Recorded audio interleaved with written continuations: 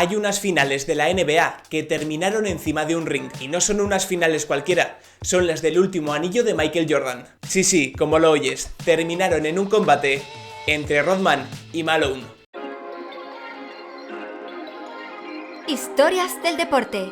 Bienvenidos a Historias del Deporte, mi nombre es Jorge y en este canal os voy a contar las mejores historias y las mejores anécdotas del mundo del deporte. Hoy vamos con una historia completamente rocambolesca que involucra a uno de los jugadores más díscolos de la historia de la NBA.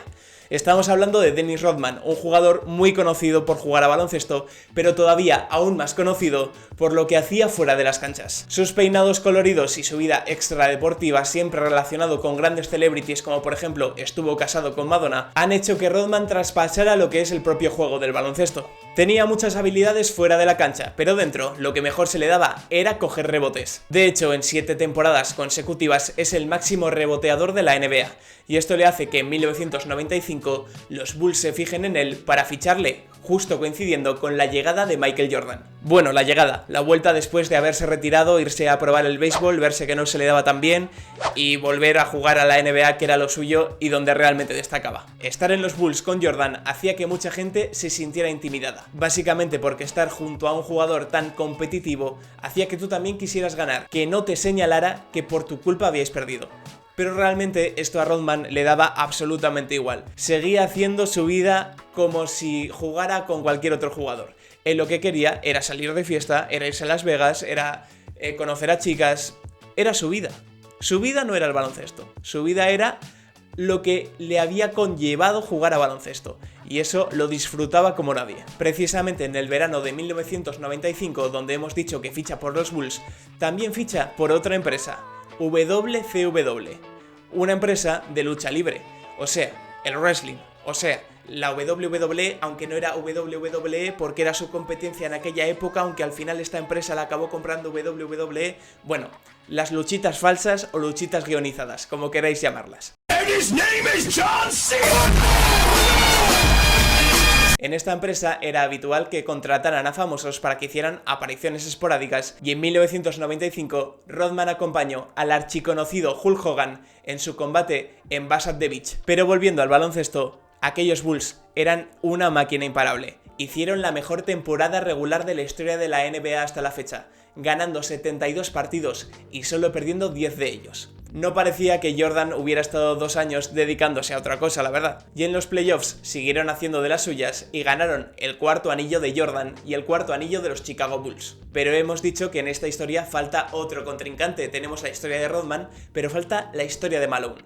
Para llegar a la de Malone, lo hacemos a través del baloncesto, porque en la temporada siguiente empieza la gran rivalidad entre esos Bulls y los Utah Jazz. En la temporada siguiente, en marzo de 1997, Rodman vuelve a hacer una aparición en la WCW para convertirse en un nuevo miembro de la facción de Hulk Hogan. Y si alguno se pregunta que por qué lo hacía, sí, era por pasta. Por sus apariciones en 1995 y 1997, Rodman se embolsó $1,5 millones, que era más de lo que había cobrado en 5 de sus 11 temporadas NBA. Como para no ir. Esa aparición encajó perfectamente con los planes de los Bulls, así que no pasó absolutamente nada. El equipo seguía siendo una máquina perfectamente engrasada y llegaron los playoffs de la NBA, jugaron contra los Utah Jazz de Malone y aunque les llevaron al 6º partido, volvieron a ser campeones. Y a Rodman no se le ocurrió otra forma mejor de celebrarlo que un mes más tarde se volvió a juntar contra Hulk Hogan en Bash at the Beach, pero esta vez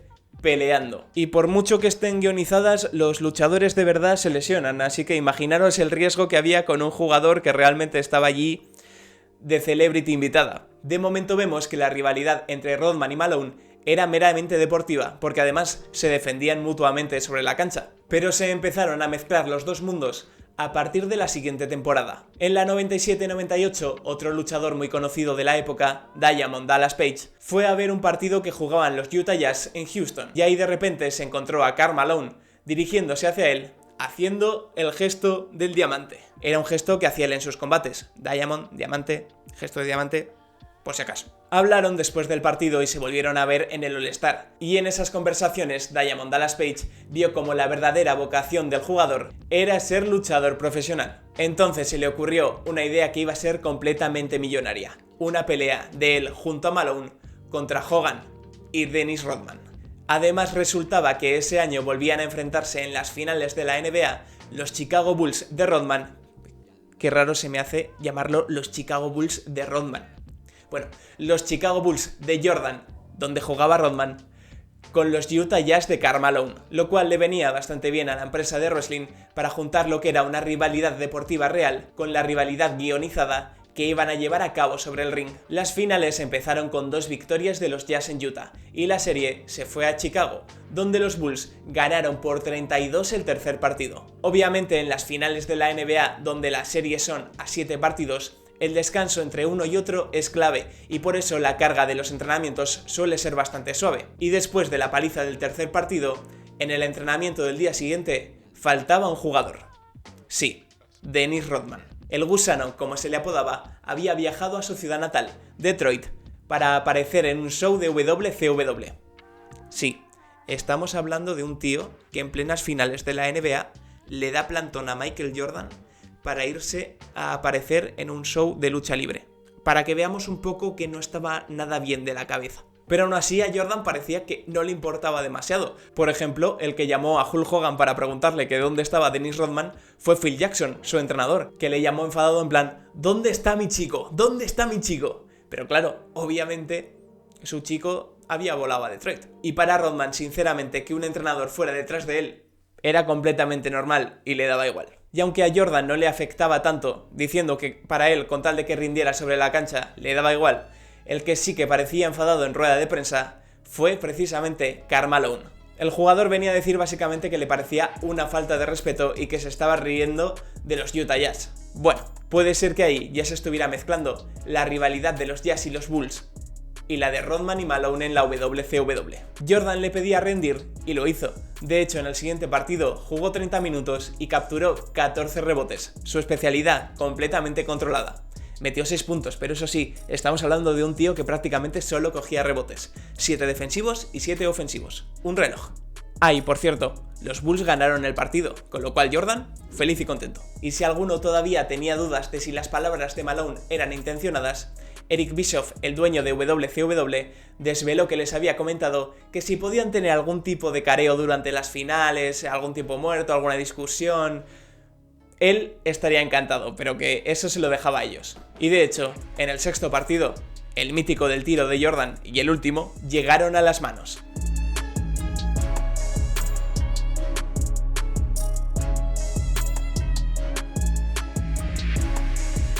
En WCW no tardaron nada en hacer oficial el combate, y al día siguiente, en su show, Diamond Dallas Page dijo que iba a tener ayuda para hacer una entrega especial para Rodman y para Hulk Hogan. Aclaración por si acaso. El mote de Karl Malone era el cartero, de ahí lo de entrega especial. Seguimos. Obviamente la empresa de lucha sabía del potencial de lo que tenía entre las manos y se gastaron una pasta en promoción y en pagarle sobre todo a los luchadores. Bueno, a los jugadores de baloncesto. Bueno, a los jugadores de baloncesto luchadores. En fin, a Rodman y a Malone. Y se gastaron en pagarle entre los dos 3 millones de euros. Eso sí, para nada equitativo. 2.200.000 para Rodman y 900.000 para Malone. Cabe decir que en aquella época y para esta empresa era muchísimo dinero lo que estaban invirtiendo en este evento. El combate se celebró un mes más tarde de que terminaran las finales. Y si alguno tenía dudas, Karl Malone demostró tener un físico espectacular. Obviamente con una disciplina en la que se volcó completamente en aprender cómo luchar, hacer los movimientos y tenía encantado a su compañero. Sin embargo, Rodman llegó de resaca. Se pasó con la bebida la noche de antes y llegó a una pelea completamente de resaca. Pero aún así, el gusano debía estar más que acostumbrado a hacer deporte de resaca y su agilidad se mantenía intacta. Como he comentado antes, en este tipo de combates el resultado está guionizado, está pactado, pero por si alguno tenía dudas, ganó Rodman. Karl Malone obviamente quedó mucho mejor e hizo movimientos fantásticos y se lució. Pero claro, no le sirvió para ganar. Así es el wrestling, muchas veces no siempre gana el que mejor lo hace. Así que sí, Malone perdió tanto en el baloncesto como en el wrestling. No fue su año, la verdad. Sí que es cierto que ese año era el mejor para hacer este tipo de combates porque la NBA entró en huelga de jugadores, así que era el momento perfecto. Y hasta aquí esta historia que a mí me ha parecido súper curiosa de cómo se mezcló una rivalidad deportiva real con la vida de las luchas guionizadas. La verdad me parece algo fantástico. Y ya que os estoy hablando de wrestling, aprovecho para comentaros que acabo de crear un podcast hablando de WWE, se llama The Podline y lo hago con mi amigo Jesús, así que si os gusta ese tipo de contenido de podcast deportivos, os animo a que le echéis un vistazo. Por mi parte, nada más, espero que os haya gustado y si es así, le deis un like y no olvidéis de suscribiros, que es gratis. Nos vemos en la próxima. ¡Hasta luego!